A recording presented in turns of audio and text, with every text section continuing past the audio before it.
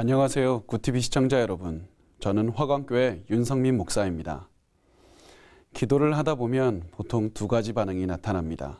첫 번째는 하나님께서 기도에 응답해 주신 분입니다. 그런 분들은 하나님께서 고난 중에 얼마나 큰 능력으로 건지셨는지 고백합니다. 간증이 넘쳐납니다. 기도의 즐거움을 깨닫고 힘을 얻습니다. 세세하게 응답하시는 하나님의 은혜를 찬양합니다. 그런 분들을 보면 참 감사합니다. 하나님의 은혜를 같이 찬양하면서 즐거워하기도 합니다. 그런데 두 번째 반응은 조금 다릅니다. 하나님께서 아직 기도한 대로 응답하지 않으셨습니다.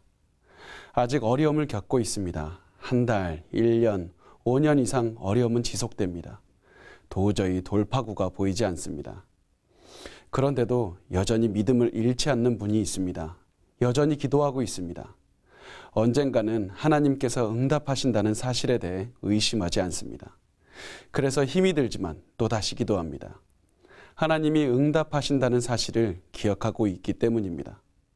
저는 이런 분들을 보면 하나님의 은혜를 체험합니다. 아무리 어려워도 하나님께서 지키고 계신다는 사실을 알 수 있기 때문입니다. 상황이 아니라 하나님에게 소망을 두게 하셨다는 사실을 깨닫게 되기 때문입니다. 하나님께서 이분들을 구원하셨다는 확신을 갖게 됩니다. 우리는 많은 경우 하나님께서 기도한 대로 응답하시면 기뻐하지만 우리의 기도대로 상황이 바뀌지 않으면 실망합니다. 하나님께서 내 기도를 듣지 않으셨다고 나와 함께하지 않는다는 생각도 합니다. 그러나 주위를 둘러보시기 바랍니다. 우리 주위에는 하나님께서 응답하지 않았다고 말하면서 하나님을 떠나는 수많은 사람들이 있습니다. 그들은 하나님께서 아무리 많은 응답을 주셔도 한 가지 응답을 받지 못하면 하나님을 떠납니다. 그러나 하나님께 응답을 받지 못하고 고난 가운데 있어도 하나님을 떠나지 않는 여러분을 보십시오. 하나님은 여러분이 믿음을 잃는 것을 허락하지 않으십니다. 여러분을 지키고 계십니다. 여러분의 마음을 지키고 여러분에게 계속해서 소망을 주고 계십니다. 하나님은 지금도 여러분을 지키고 계십니다.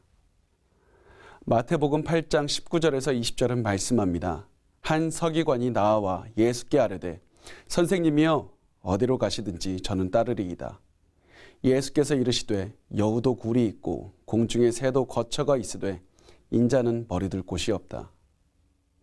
예수님을 따르려는 사람에게 예수님은 나는 갈 곳도 없고 잘 곳도 없다.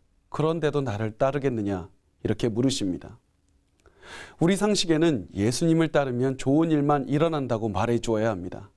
그런데 오히려 예수님을 따르면 고난을 겪을 텐데 그래도 따라오겠냐고 말씀하십니다. 22절에는 아버지 장례를 치르고 예수님을 따르겠다는 사람에게 장례는 나중에 치르고 예수님을 따르라고 합니다. 왜 이렇게 말씀하실까요? 예수님은 우리에게 예수님을 따르면 우리 상황이 무조건 좋아진다고 말씀하지 않습니다. 하나님께서 큰 돈과 건강을 준다고 약속하지 않으십니다. 분명 예수님은 많은 사람을 고치시고 기적을 행하셨습니다.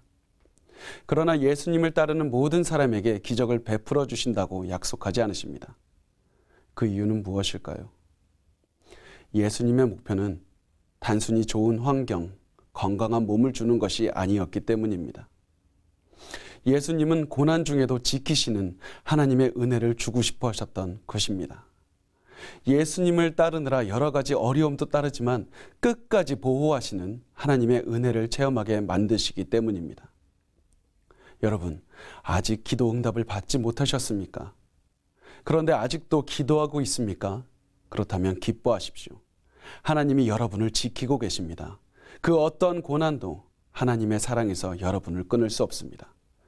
하나님은 여러분을 사랑하십니다. 하나님께서 여러분을 끝까지 지키실 것입니다. 그러니 기뻐하시기 바랍니다. 하나님이 지키고 계신 여러분은 구원받은 성도이기 때문입니다.